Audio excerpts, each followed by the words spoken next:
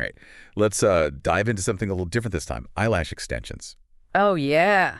We've got a YouTube tutorial by lash expert Maria Anderson. Okay. And honestly, watching it, I was surprised by just the level of precision involved. It's really fascinating, right? It is. It is. The whole process. It's like microsurgery, but also like sculpture. I like that. Yeah.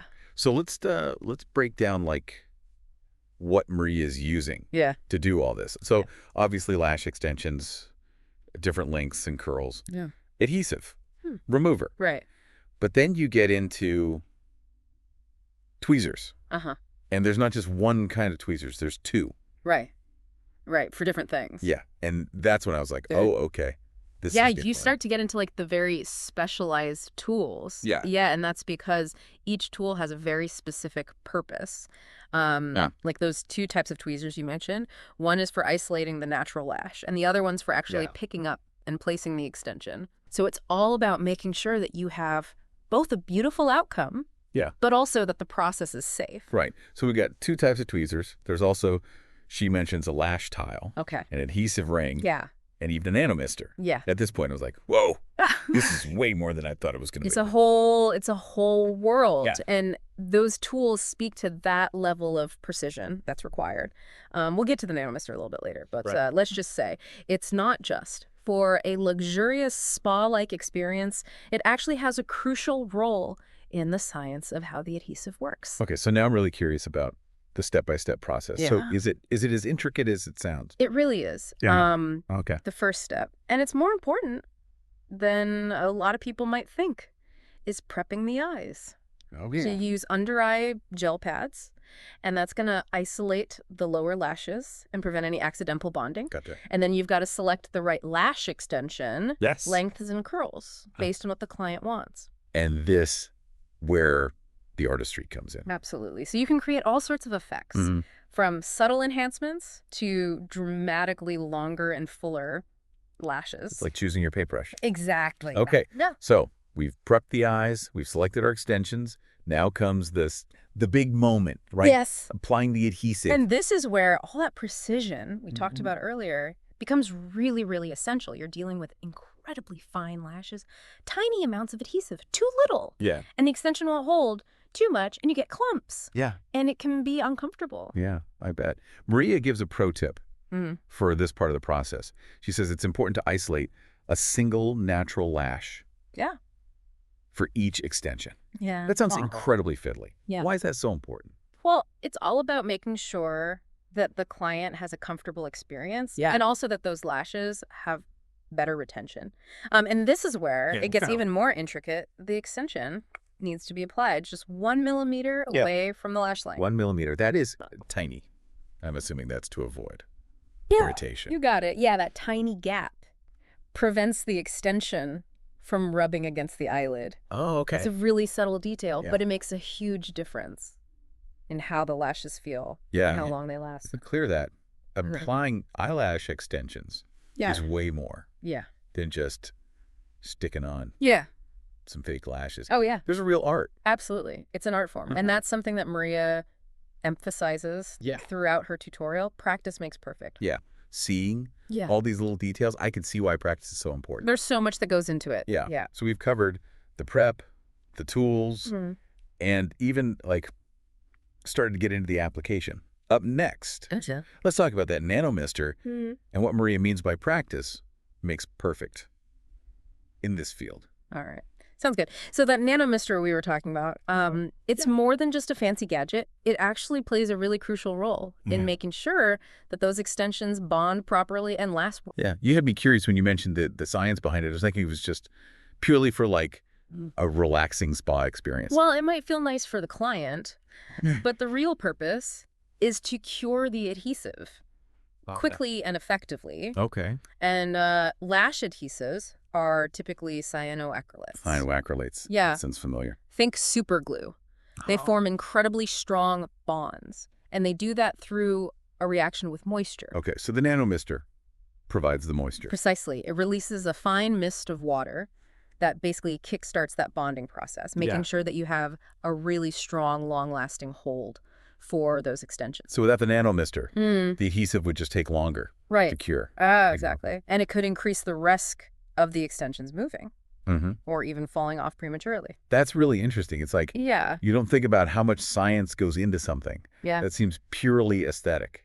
Right. It's a perfect example of science meeting artistry. Yeah. You really need both to achieve those beautiful, long-lasting results. So speaking of artistry, Maria really emphasizes the importance of practice in her tutorial. She even says at the end, practice makes perfect. Right. But That's so true. What does that look like in the world of eyelash extensions? Well, it's more than just, repeating the motions over and over again. Think of it like a musician practicing scales. Right. Or an athlete honing their skills. Okay. It's really about developing a deep understanding of the materials you're working with, refining your hand movements, and training your eye to see those tiny details that make a big difference. You're not just sticking on lashes, you're creating a work of art. Exactly. And just like with any art form, practice is essential to achieving that mastery. A really skilled lash technician can apply extensions with both speed and precision, creating a look that's both beautiful and comfortable for the client. I remember years ago Yeah. trying to put on those strip lashes myself, and it was a disaster. Oh, yeah. So I can only imagine Yeah. how much harder it is to apply them individually. It takes a lot of skill. Yeah. You don't really think about all the expertise behind things we see every day. Right. It's like that with so many professions, hairstylists, chefs, even podcast hosts. Well, let's not get ahead of ourselves. Okay. But you're right. It's all about appreciating the skill That and the dedication that goes into it. Yeah, and that appreciation can lead to a deeper understanding and enjoyment of whatever that craft is. So what does all this mean for our listener? What are the key takeaways here from this deep dive into eyelash extensions? Okay, so we've talked about the tools and the technique and even like the science behind the adhesive. Yeah. What does this all mean for someone who's like maybe thinking about getting lash extensions or just like curious about this whole world? I think the biggest takeaway is that applying eyelash extensions is really a true blend of artistry and technical skill. Yeah. It requires a deep understanding of the tools, the adhesive, and of course the delicate anatomy of the eye. It's not something you can just like pick up overnight. No, definitely not. I mean, we've seen how much practice and precision goes into it, but beyond that, there's also that element of like creativity, of understanding how to like enhance someone's natural beauty. Totally. It's like each eye shape, each lash type, each client preference calls for a customized approach. Right. A skilled lash technician doesn't just apply lashes, they're creating a look that complements and accentuates the individual's features. It's like they're crafting like a tiny masterpiece, one lash at a time. Exactly. You mentioned that lash adhesive is basically super glue. Yeah. That sounds kind of intense. Using that so close to your eyes. I know. Right. It does sound a little scary when you put it that way, but the adhesives that are used for lash extensions are specifically formulated to be safe for this purpose. Okay. They undergo a ton of testing and are designed to minimize fumes and any potential irritation. That makes me feel better. Yeah. But I am still curious about like the science behind it. How do they bond so strongly yet remain safe? Well, it all comes down to the chemistry of cyanoacrylates. So remember how we talked about the nanomister speeding up that curing process? And that curing process is actually a chemical reaction called polymerization. Polymerization. Run me what that is again. So imagine tiny little molecules called monomers all lined up, ready to link together. Okay. When the adhesive comes into contact with moisture from either your natural lashes or that fine mist from the nanomister.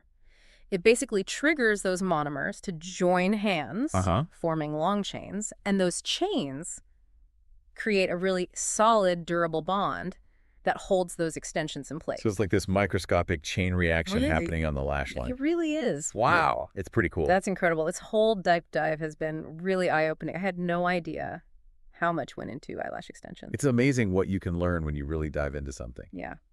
So we've talked about the technical skill, the artistry, chemistry involved, but I want to leave our listeners with one final thought to ponder. What about the impact on our perception of beauty? Oh, that's interesting. Yeah. Do lash extensions simply enhance what's already there? Or do they contribute to like these ever-evolving beauty standards? Something to think about. as you consider whether to try them yourself. Yeah, that's a really great point. Ultimately, it is a personal choice. And I think the most important thing is that we feel confident and comfortable in our own skin, with or without lash extensions. Well said. That's a great place to wrap up, I think. We hope you enjoyed this deep dive as much as we have. Until next time, keep exploring, keep learning. And keep those lashes fluttering. That's good.